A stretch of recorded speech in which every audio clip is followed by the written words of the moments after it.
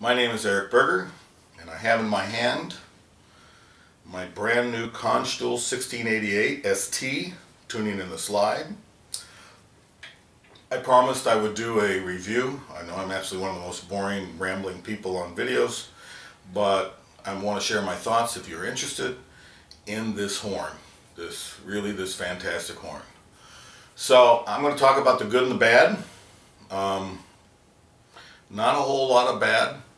First of all, this horn cost me maybe a third less than it would have cost me to have a Shires or a Rath or an Edwards built of the same specification. Matter of fact, some of them don't build bells quite this heavy. And from a value standpoint, it can't be beat, not in my opinion. And I've had a chance to play a lot of those very fine horns, not to take anything away from them, but I'm kind of cheap, and so I'm always looking for the best deal. But I think for any price, the horn I got is just spectacular. Let me go over the specs. It's a 547 bore, standard symphonic straight bore. It has the new, what they call the CR rotor. It's an oversized, they talk about being a 562 bore oversized rotor. I will say that it's extremely light and extremely fast. I think unlike a traditional rotor, they've taken out some of the metal that would normally be part of the cylinder. And we'll talk about the ups and downs of that. I had the bronze slide put on to try to enhance the tone quality. I'm not really sure what the outer slide will do except for out in the outer registers, but had it. I do have the Amada water key. I love these. If you have issues with them, just learn to hold it at the very bottom, open the button. You don't need to blow on it. Any water that's in there will drain out easily. The bell is a .25 gauge York special red brass, rose brass bell. Apparently the company did some research and tried to recreate the rose brass that York had used on their tubas. If that's what it is, great, but I know that it's a very interesting sounding, lively rose brass at a very heavy gauge, which is kind of what I want. Makes the horn a little heavy. I don't mind. So, now the bads. Well, there's a couple places where the quality of the workmanship is okay, a little bit of a solder run here, a little bit of flux in some of the cracks before they lacquered it. The finish isn't pristine. You can see some slight buffing in the scratches. But you know, I don't think that affects a thing. If I had to pay $1,500 more to have a guy spend another hour and a half buffing some soft spots in the bell, I'd rather not have it.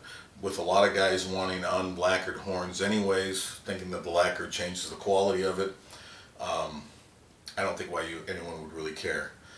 From the build standpoint, the solidness of the horn, the alignment of the horn, it's just fantastic. I think the look of it without any bracework here makes it very elegant looking.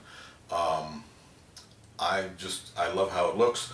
The F attachment pole has got a lot of length on it if I need to go too far out.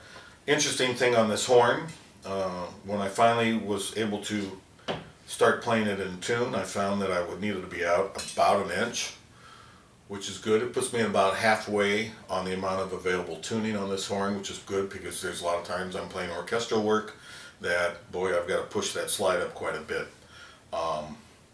The one thing about the slide, though, is that I have well, I'll show you the bag in a minute, a Glenn Cronkite gig bag. It's actually a double horn bag that both the horns I had built by Kanstul go into. But I've got to shorten the slide all the way for it to fit into the slide sleeve. Didn't think of that.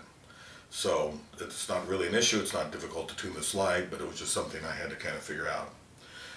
The rotor mechanism has a paddle that's adjustable. I've got small hands and I was able to pitch the paddle this way. Makes it very comfortable in my hand. It's got a very fast, quiet mechanism. The one thing about the rotor that's interesting to me is that it doesn't have that absolute stoppage of air that you might find in a Thayer or in the Hagman or in a traditional rotor per se. If you depress it halfway, usually you get a good stoppage of air, which allows it to articulate very cleanly between on slurs where you're using the rotor. This horn, if you go about halfway, because I think they hollowed out the rotor if I remember, it allows the air kind of to pass through, I don't know where, some kind of purgatory, and you get that real half valve sound like a trumpet player gets.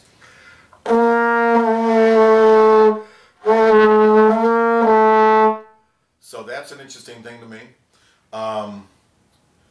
But that's about the only bad things I can say about it. I went and I tuned, checked the 3 lead pipes that came with it. I found the one that allowed the horn to play the best in tune, and the one that on my strobe tuner with this mouthpiece locked in. All of the partials were right on the money, all the way up to a high D. The intonation was fantastic.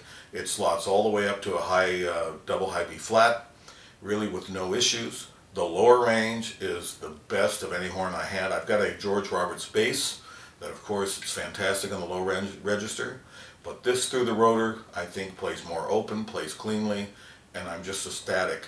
Playing a low pedal D is something like with the Lonnie Grondel concert. That was always a real issue with me. This horn, bam, locks in. So in all aspects of playing the horn, I know I've got to spend a lot more time on it. It just is absolutely fantastic. I've had a lot of people compliment me on the tone of the horn, which people don't do all that often because I have a tendency to overplay a little bit.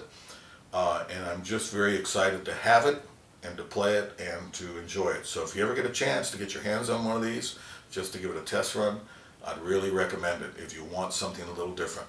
So sure, the slide's maybe a little heavier than a lightweight Shires or a lightweight Bach, but I think with what you get from the tonal characteristics of the horn, it's well worth it. Thank you.